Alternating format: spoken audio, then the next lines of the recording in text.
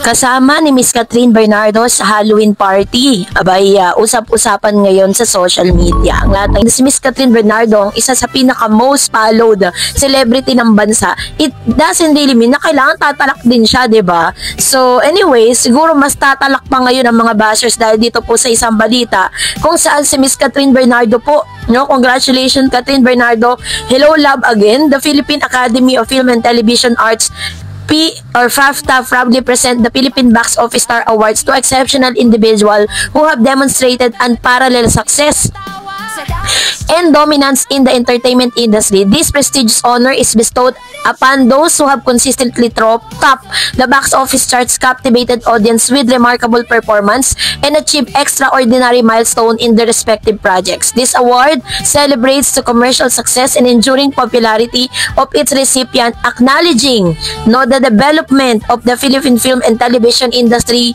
By recognizing this outstanding individual, the Philippine Academy and Film Television Arts aims to honor their dedication, talent, and hard work in entertaining and inspiring audience nationwide. Through this award, we acknowledge the power of storytelling and the impact of outstanding performance on audience, solidifying the recipient's status as true icon in Philippine entertainment. So si Miss Catherine Bernardo po ay tinaguri ang Philippine Box Office Star, no? So marami na namang tatalak dyan, sabihin din na naman niya deserve. So kung hindi niya deserve nyo, yun ang tanong. So kaya naman congratulate natin si Miss Catherine Bernardo dahil gumawa na naman siya ng panibagong history, no, para sa Philippine showbiz. Ito po, dahil ngayon, dahil pinagdiriwang ng buong mundo at buong Pilipinas ang Halloween ngayong November, from October 31 to November 1, is nag-celebrate po ang ilang sa mga celebrity. Yan. So dahil dito, sabi po ng isang very fan ni Miss Catherine, ang selang makita na nasa Casa Bernardo nag-Halloween party sina Dom at Sue.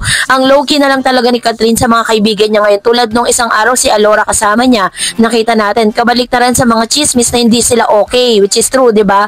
Pero aside from that, aside from being low-key and very picky friends na ngayon si Miss Catherine, ay nachichismis kasi na parang sinasabi po nila na si Miss Catherine Bernardo at Daniel Padilla ay spotted nga daw sa iisang selebrasyon ng Halloween, which is maling-mali po yung lumalabas na balita. Kasi si Miss Catherine po, ang kanila pong Halloween party ay ginanap mismo sa Casa Bernardo, while yung Halloween party naman ni Mr. Daniel Padilla ay ginanap mismo rin sa kanilang bahay. Kasi po, yung pong nanay ni Mr. Daniel Padilla ay nag-post sa kanyang IG account na parang nandun po sila sa bahay kasama ng kanyang mga apo. And then, ang kasama po ni Miss Catherine ito, Steam Costume Party 2025, Charis, tapos Dana, Rena, ayan, di ba, pang Bernadette, John Vale. Parang mga ano niya lang talaga, yung mga super duper close friends at yung mga kasama niya sa mga glam team niya, ganon, kasama niya dito. So, very low-key na rin po talaga yung mga friendship na kasama niya ngayon. Ano? Wala na yung mga dating mga kasama niyang friends like Sophia Andres, Sara Labati, yung mga friends niya talaga na dating nakikita natin na magkakasama sila, Chipe Lomino, ganon. Wala ang nakita lang talaga natin the last time is si Miss Alora Sasam. Kasama niya sa isang party. So, this time is pinatunayan ni Miss Catherine Bernardo na talagang ano na siya she's enjoying her life right now. Talagang ini-enjoy niya po yung kanyang buhay, lalo na't ngayon, di ba, na samot-sari yung mga bashing na nararanasan ni Miss Catherine. At I know na isa sa pinaka-great lesson na natutunan ni Catherine Bernardo sa kanya pong buhay, na wala talaga siyang totoong kaibigan kundi at kapamilya, kundi yung pamilya niya lang talaga. Yun talaga yung makakasama niya through thick and thin.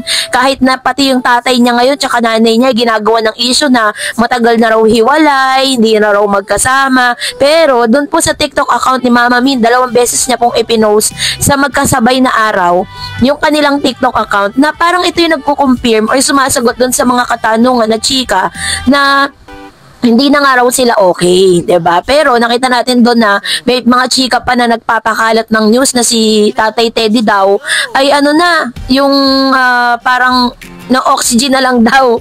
Nakita natin doon, sumasayaw pa siya sa TikTok account niya. Sobrang lakas niya, 'di ba? So, hindi ko po alam kung saan po ang pinanggagalingan ng mga bashers. Ba't kailangan po nilang mag-fabricate at mag-create ng mga ganitong klase ng news na wala namang katotohanan. Kaya sikat talagang mas lalo pong sumisikat dahil po sa mga bashers. Kasi, remember that all the bashers is secretly your supporters. Kaso nga lang, syempre, dahil bashers po sila, wala tayong mahihita na magandang masasabi nila, 'di ba? So, ano na lang natin, intindihin na lang natin 'yon. So, that's it for today. For more videos and updates, please don't forget to like and subscribe, and please don't forget to follow my Facebook page, DarEds TV and DarEds channel. God bless everyone!